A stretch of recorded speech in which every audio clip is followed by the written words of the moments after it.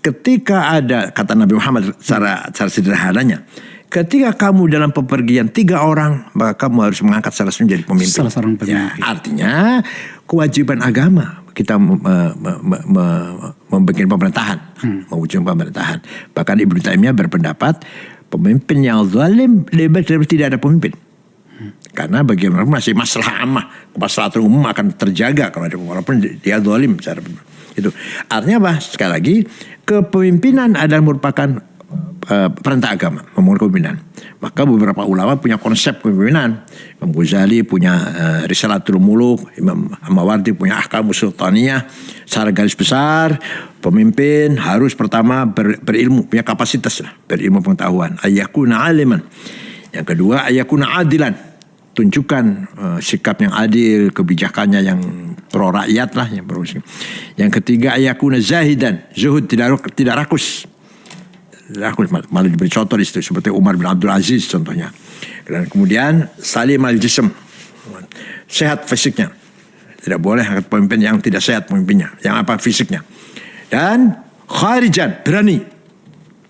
Harus berani pemimpin itu, nggak boleh orang yang penakut. Ini secara garis besar. Kemudian menjadilah sebuah ilmu fiqhus siyasah, fakih politik.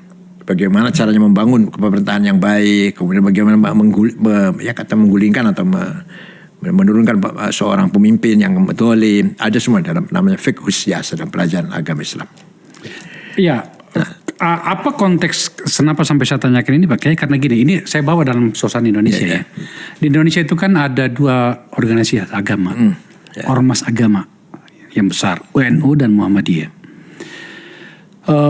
Adalah tidak berlebihan menurut saya kalau kaum muslimin Indonesia, kaum Islam Indonesia itu menaruh banyak harapan pada 2 organisasi agama ini. Terutama dalam hal bagaimana penyikapan mereka kepada pemerintahan, sebuah pemerintahan. Saya tidak berbicara tentang pemerintahan ini saja, yang sekarang ini, tapi kita secara keseluruhan. Dalam banyak situasi, tampaknya organisasi keagamaan yang ada di kita itu, dalam banyak kasus, dalam banyak situasi, itu tampaknya terlalu menyesuaikan diri dengan kekuasaan. Itu bagaimana seharusnya kita menyikapi itu? Itu belakangan saja, itu belakangan itu. Belakangan ya? Itu belakangan itu. Dulu kayak apa Gus Dur? Gus Dur kayak apa Gus Dur? Selalu menyuarakan suara rakyat, menyuarakan keadilan, menyuarakan kebenaran. Yang dilawan siapa coba? Pemerintah yang sangat otoriter, yang sangat kuat, tentara sangat kuat. Jadi contoh itu. Demikian pula Hasyim Asy'ari yang punya sikap melawan Belanda, melawan penjajah, melawan Jepang.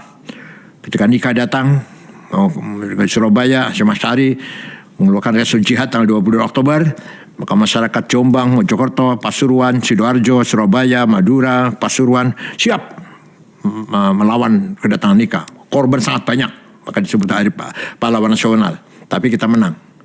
Brigjen Malabi mati. Mobilnya dipasang bom oleh santri. Yang masang bom di mobilnya Brigjen Malabi itu santri Tebuireng. Namanya Harun namanya. Walhasil bagaimana perjuangan para kiai dulu luar biasa sebenarnya. Luar biasa.